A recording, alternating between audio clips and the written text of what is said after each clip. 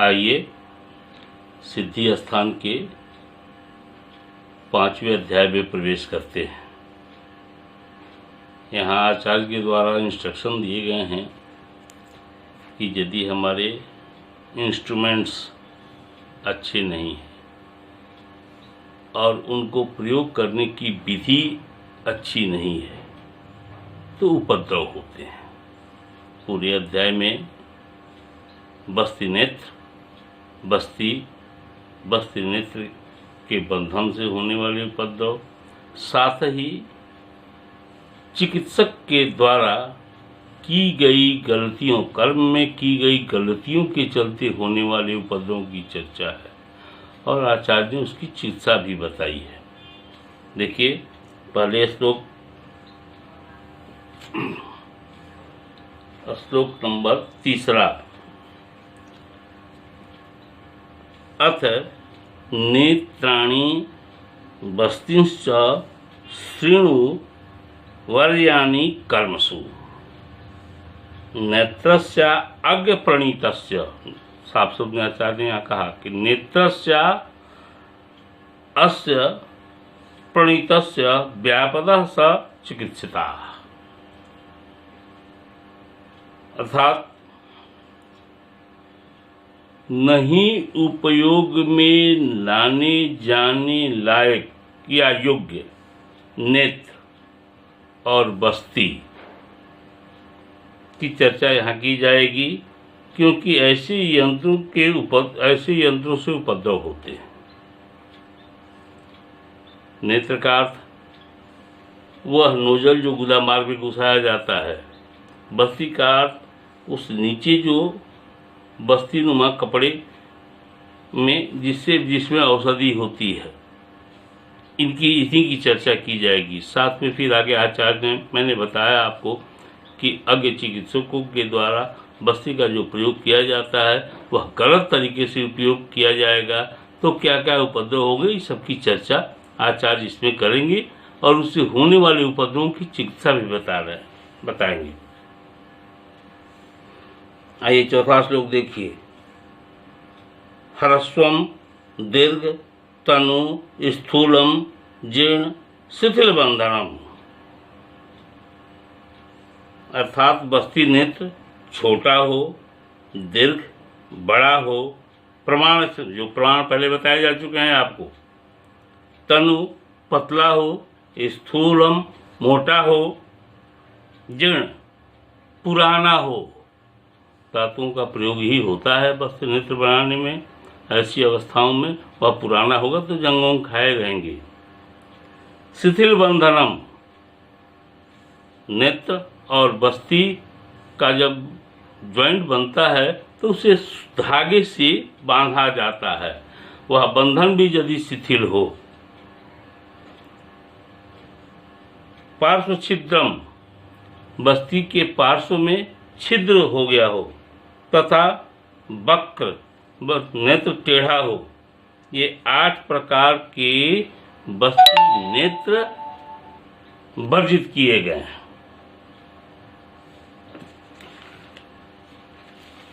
श्लोक 5वें पर आइए। अप्राप्य अतिगति क्षोभ कर्म क्षणस्रवा गुदपीड़ा गतिर्जिह्वा तेषां दोषा यथाक्रम, अर्थात ज्ञानहीनता बस छोटे नेत्र का प्रयोग किया जाए तो औषधि पक्वाशय तक नहीं पहुंचती। यदि बड़े नेत्र का प्रयोग किया जाए, जो प्रमाण है उस प्रमाण से बड़ा नेत्र का प्रयोग किया जाए तो औषध ऊपर तक चली जाती है। यदि पतले नेत्र का प्रयोग किया जाए तो गुदा में क्षोभ उत्पन्न हो जाता है। यदि मोटे नेत्र का प्रयोग किया जाए तो गुदा में खिंचाव पैदा हो जाता है। यदि नेत्र पुराना हो तो गुदा कटने का भय रहता है। यदि नेत्र बस्ती के बंधन में ढीले हों तो औषधि बाहर निकल आती है। यदि बस्ती के पार्श्व में छिद्र हो तो बस्ती का द्रव बाहर निकल आता है। यदि नेत्र टेढ़ा हो तो वह गुदा में टेढ़ा ही जाएगा, जिससे औषध का धार पक्वाशय में टेढ़ा होकर के गिरता है। इस तरह 8 दोषों से 8 प्रकार की हानियां होती हैं। आइए श्लोक नंबर 6।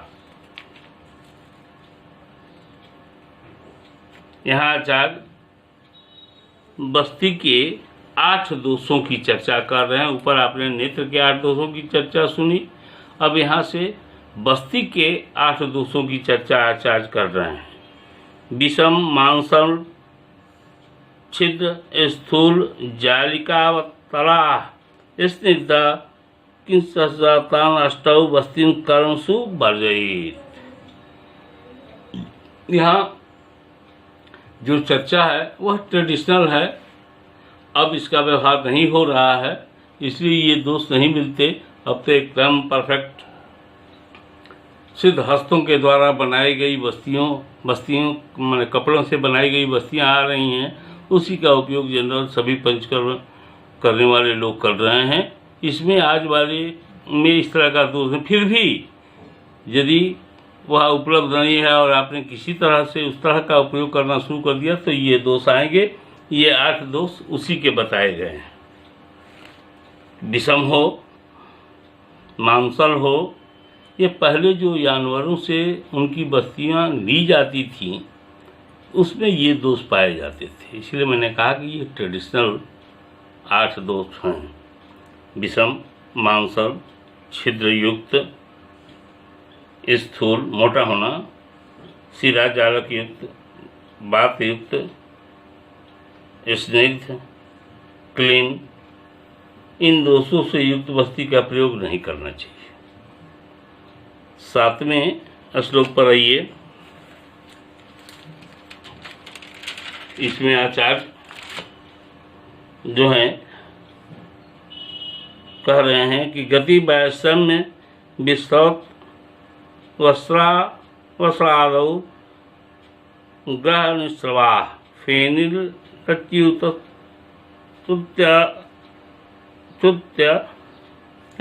तुम वस्ते शूर बस्ती दोषतः। अर्थात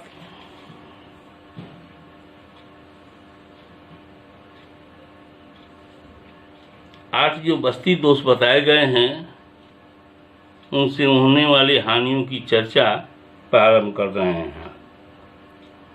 बस्ती की विषमता से औसत की गति भी जो होगी वो विषम होगी। बस्ती यदि मांसल है तो उससे मांस का गंध आएगा। मैंने कहा था कि ट्रेडिशनल बस्तियां जब ली जाती थी तब ये दोष पाए जाते थे। बस्ती के छिद्र युक्त होने से औसत का स्राव हो जाता है। बस्ती के मोटा होने से हाथ से पकड़ने में कठिनाई होती है या गिर जाने का डर होता है। बस्ती में यदि सीधा जालक होते हैं तो स्राव अधिक हो जाता है। अब देखिए यहाँ एक आपको बात मैं बताना चाहता हूँ कि एक परफेक्ट मोटाई वाले कपड़े का उपयोग का प्रचलन अब है, लेकिन पहले जो बस्तियां निकाली जाती थीं वह अलग अलग जानवरों की बस्तियां ली जाती थीं जो मोटे पतले इस तरह के होते थे। यहाँ भी जो मानक आज स्थापित हो गया कि इन कपड़ों से ही बस्तियां दी जाएंगी, बड़ा अच्छा लगता है उन कपड़ों का उपयोग। दूसरी बात कि यदि आप औसत जो डालते हैं अंदर गुदा में प्रवेश कराने के लिए वह यदि पतले कपड़े का बना हुआ होता तो औसत दबाते ही गुदा में कम जाएगा, बाहर उससे क्षण के बाहर निकलने की आशंका रहती है। लेकिन अभी तो बढ़िया कपड़ा आ रहा है, बढ़िया कपड़े से बनी बस्तियाँ आ रही हैं जिसमें ये सब दोष नहीं मिलते हैं।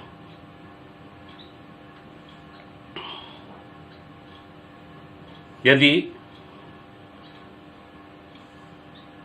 एक बात इसके आगे जो आचार्य कह रहे हैं वह यह कि औषध आपने भरा और बड़ा तेजी से भर दिया, तो तेजी से जैसे एक गिलास से दूसरे गिलास में दूध गिराते हैं आप धार से, तो फेन उत्पन्न होता है, वह फेन वायु युक्त ही होता है। इसमें भी यदि आप औषध भर रहे हैं और वह फेन युक्त है तो वायु का लिए हुए है, और वायु औषध के साथ यदि गुदा में जाता है तो उपद्रवकारी हो जाता है। इसलिए बस्ती का बात युक्त होना जो यहाँ कहा गया है उसका आधार यही है। बस्ती के चिकना होने से यदि आपने गलत तरीके से औषध लेप किया और वह औषध भी बाहर कपड़े पे लिपटा गया तो बस्ती चिकना हो जाता है, तो हाथ से बिछड़ जाने की संभावना होती है। बस्ती यदि गीला है, भींगा हुआ है, तो हाथ से पकड़ने में परेशानी होती है। इसलिए इन बातों का ध्यान यदि चिकित्सक अपने अटेंडेंट पर ही डिपेंड कर जाए कि हमारा जो अटेंडेंट है बहुत बढ़िया काम जानता है, इसलिए हमारा देखना जरूरी नहीं है, तो वहाँ कठिनाई आती है। तो पंचकर्म एक ऐसा कर्म है कि पंचकर्म कराने वाले चिकित्सक को हर स्थिति में तत्पर रहना है और हर काम को अपनी आँखों से देखना है, भले काम वह अटेंडेंट से ही करा रहा हो, निरीक्षण हर कार्यों का और हर स्टेप का उसके द्वारा होना चाहिए।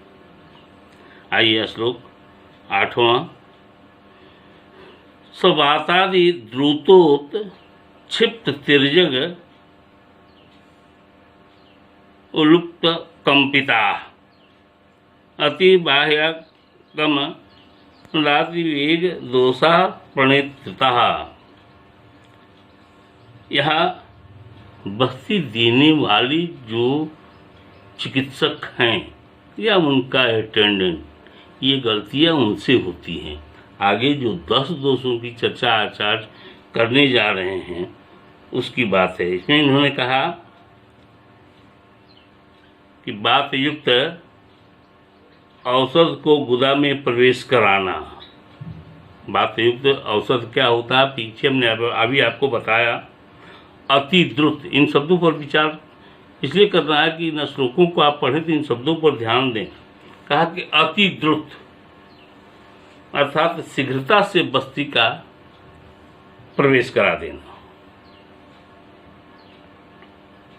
उत्क्षिप्त, उत्क्षिप्त का अर्थ है बस्ती नेत्र को ऊपर की ओर करके, बस्ती नेत्र जो पार वो एकदम पृष्ठ के बराबर ही अंदर जाना चाहिए, उसको ऊपर करके चढ़ाना, ये उत्क्षिप्त है। तिर्यक, नेत्र को तिरछा करके गुदा में लगाना। उत्लुप्त शब्द आया है। इस उत्लुप्त शब्द का अर्थ है नेत्र को गुदा में लगाकर बार बार दबाना और छोड़ना। कंपित, कंपिता अर्धांश के बाद लास्ट में दिया है कंपिता अर्थात कंपित। कंपित का अर्थ है कि नेत्र को गुदा में डाल करके हिलाना या कांपते हुए हाथ से लगाना, दोनों बात है। अति, नेत्र को बार बार गुदा में लगाकर निकालना। बाह्यक, नेत्र को गुदा के बाहर ही रखना। मंद, औषध का धीरे धीरे गुदा में प्रवेश कराना। और अति वेग, गुदा में औषध को जोर से प्रवेश कराना। ये 10 दोष चिकित्सक के द्वारा ही होते हैं, उसकी चर्चा आचार्य ने यहाँ किया।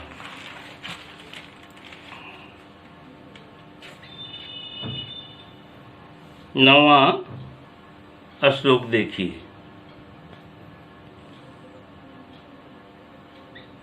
अनुच्छ्वासस्य च वधे वा दत्ते निःशेष एव वा प्रविश्य कुपितो वायु सूर तोद करो भवेत् तत्तद्व्यंगो गुदेष्वेदो वातग्राण्य स्नानानि च वातग्राण स्नानानि च। देखिए यहाँ आचार्य कह रहे हैं अनुच्छ्वास बस्ती। अनुच्छ्वास बस्ती इस शब्द को आप जानते हैं, लेकिन थोड़ा समझिए। दो क्रियाएं होती हैं रेस्पिरेटरी सिस्टम में, आपने पढ़ा, उच्छ्वास अनुच्छ्वास। सांस लेते हैं, सांस छोड़ते हैं। तो सांस छोड़ने वाली जो क्रिया होती है वो वायु को निकालने वाली क्रिया है। तो यही क्रिया आप सिरिंज वगैरह से सुई वगैरह जो देते हैं, इंजेक्शन लगाते हैं आप, तो वहाँ भी यही करते हैं कि उससे वायु को बाहर निकाला जाता है। यहाँ बस्ती में औषध डालते हैं तो बस्ती पुट में औषध भरकर भली प्रकार नेत्र से बांधकर बिना हवा निकाले अनुच्छ्वासित किए। बिना हवा निकाले मतलब अनुच्छ्वासित किए हुए नेत्र को गुदा में लगाना, यह अनुच्छ्वास है। या भरी हुई सभी औषधियों को गुदा में प्रवेश कराई जाए तो औषध सहित वायु का गमन निश्चित रूप से होता है। गुदा में प्रवेश कर कुपित, यह वायु गुदा में प्रवेश कर कुपित हो जाती है, जिससे उपद्रव स्वरूप उदर में शूल आदि अर्ध श्लोक में नीचे आचार्य ने जो कहा कि गुदा में शूल और सुई चुभने जैसी पीड़ा होने लगती है। अर्ध श्लोक में नीचे आचार्य ने चिकित्सा बताई, कहा कि उन्हें ऐसी अवस्था में अभ्यंग और उदर प्रदेश में स्वेदन करना चाहिए एवं वातनाशक आहार का प्रयोग कराना चाहिए। वातनाशक औषधियों का भी प्रयोग कराना चाहिए।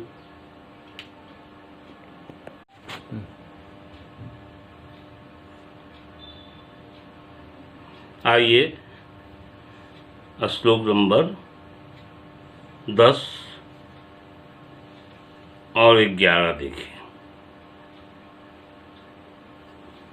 द्रुतम प्रणीते निष्कृष्टे श्वासोत क्षिप्त एव वा कटिगूद जंघा अतिवस्ति स्तंभो उर्वेदना भोजनम तत्र वातग्रम स्नेहा स्वेदा सबस्तया। अर्थात यदि नेत्र को शीघ्रता से गुदा में प्रवेश किया जाए और शीघ्रता से ही उसे निकाल लिया जाए, या नेत्र का मुख ऊपर की ओर करके गुदा में प्रवेश कराया जाए, तो कटी प्रदेश, गुदा और जंघा में वेदना होती है।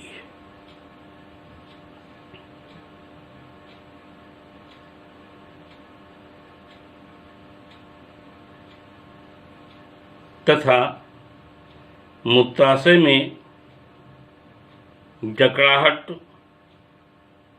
एवं उरु प्रदेश में वेदना होती है। यदि ऐसी अवस्था उत्पन्न हो जाए तो आचार्य यहाँ चिकित्सा बताते हुए कह रहे हैं कि वातनाशक आहार का सेवन एवं स्नेहन स्वेदन के साथ वातनाशक निरूह वस्ती का प्रयोग करना चाहिए। श्लोक नंबर 12।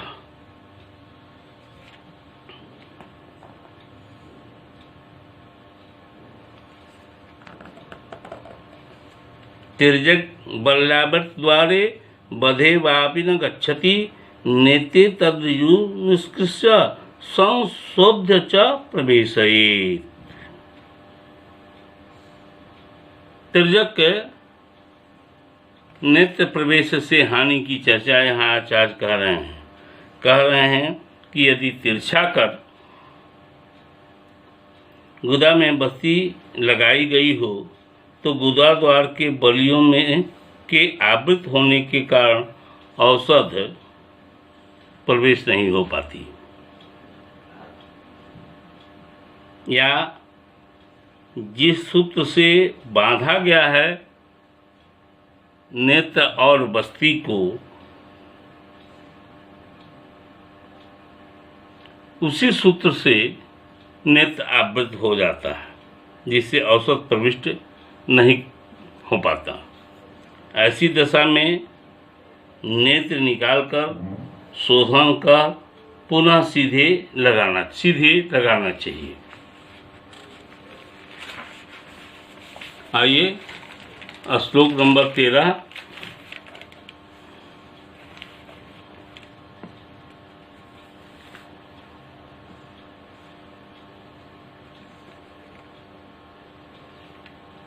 प्रियमाणे अंतरा उक्ते गुदे प्रतिहतो अनिलः उरा शीरो अर्तिमूरोस्य सदनम जनयेद बली बस्ती स्यात् तत्र बिल्वादि फलश्यामा आदि मूत्रवान।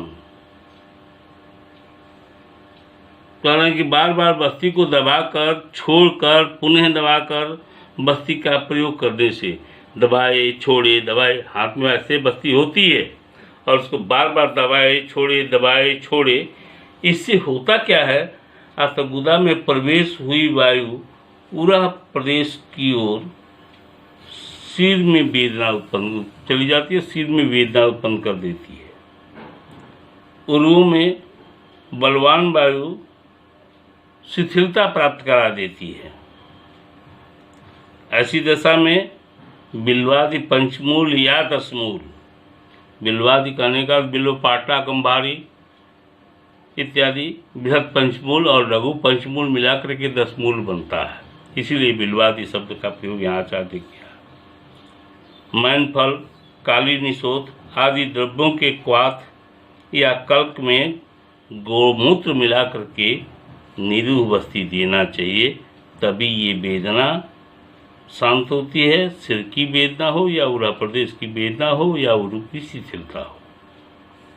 गलती एक हुई कि दबाया छोड़ा इस तरह से वायु प्रविष्ट कर गया और इससे ये उपद्रव होते हैं, यही आचार्य कह रहे हैं। श्लोक नंबर 14 देखिए।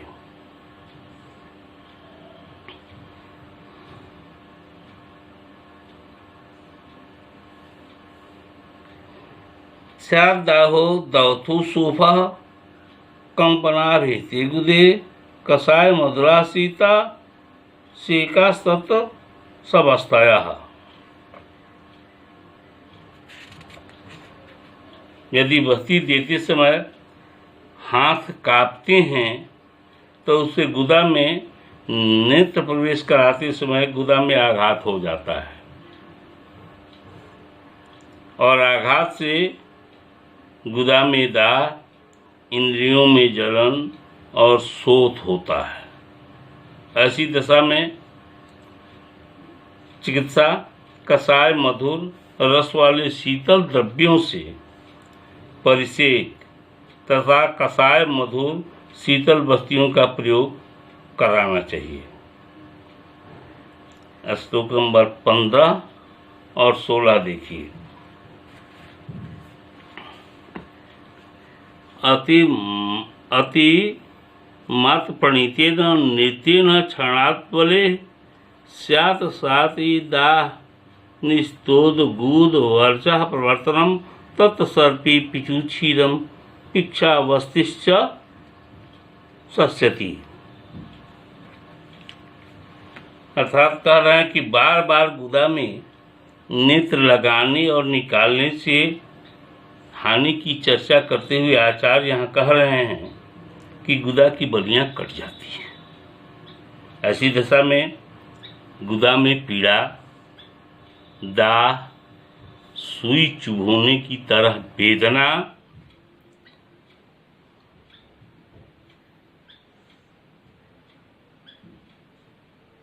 रोगी का पुरुष भारी निकलता है। भारी का अर्थ यहाँ आमज विकृति जब आपको पढ़ाएंगे गृहिणी होगा उदयकाल वगैरह में जाकर के मिलेगा, तो ऐसी अवस्था में आमज विकृतियों वाले जो मल होते हैं वो भारी होते हैं, और भारी मल यदि पानी में डाला जाए, बिल्कुल पैथोलॉजिकल टेस्ट है ये, तो वो डूब जाते हैं।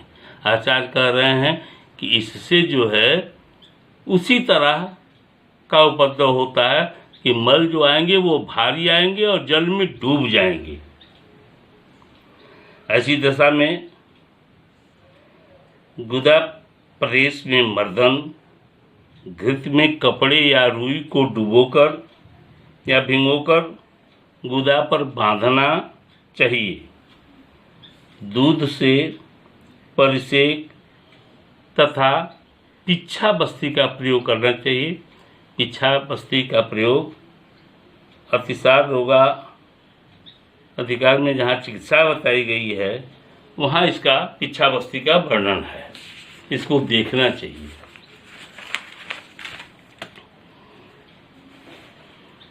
आइए श्लोक 17। न भावयति मंदस्तु वायस्त्वासु निवर्तते ये स्नेहस्तत्र पुनः सम्यक प्रणेय सिद्धिमिच्छताम्।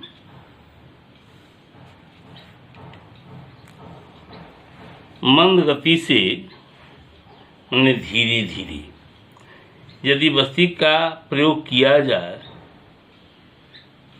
तो बस्ती के औसत पक्वाशय तक नहीं पहुंच पाते, इसलिए वह जो औषधि पक्वाशय तक नहीं पहुंचेगी वह पक्वाशय को भावित भी नहीं करेगी, तथा बस्ती लगाते समय बस्ती नेत्र ही बाहर रह जाता है, जिससे वह औषध बाहर आ जाती है। इन दोनों दशाओं में चिकित्सक को चाहिए कि पुनः उचित रूप से स्नेह बस्ती का फिर से प्रयोग करें। श्लोक नंबर 18। अति प्रपीड़िता कोष्ठे तिष्ठत्यायाति वागलम तत्वस्तिर्विरेकश्च गलपीड़ादि कर्म च। अर्थात यदि अधिक वेग से बस्ती को दबा करके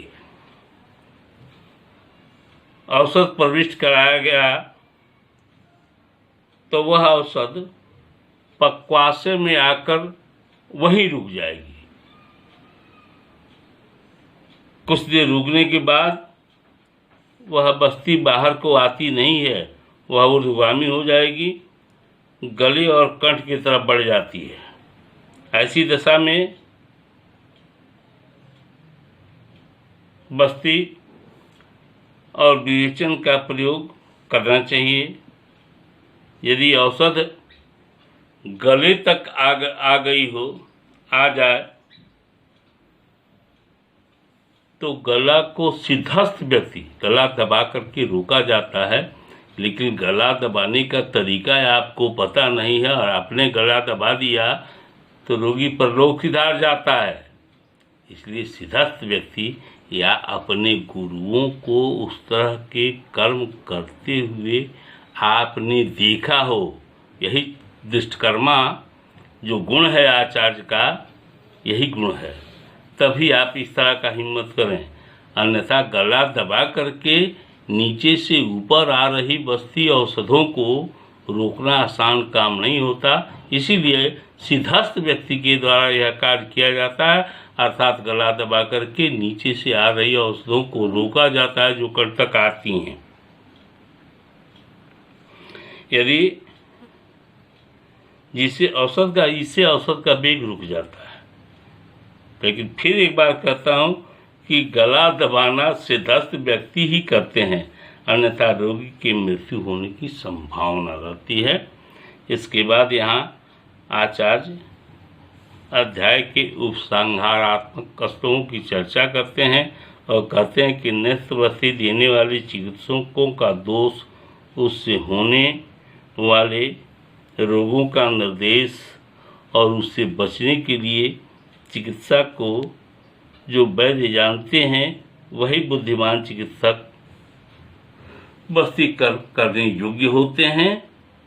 धन्यवाद। यहाँ 5वां अध्याय समाप्त होता है।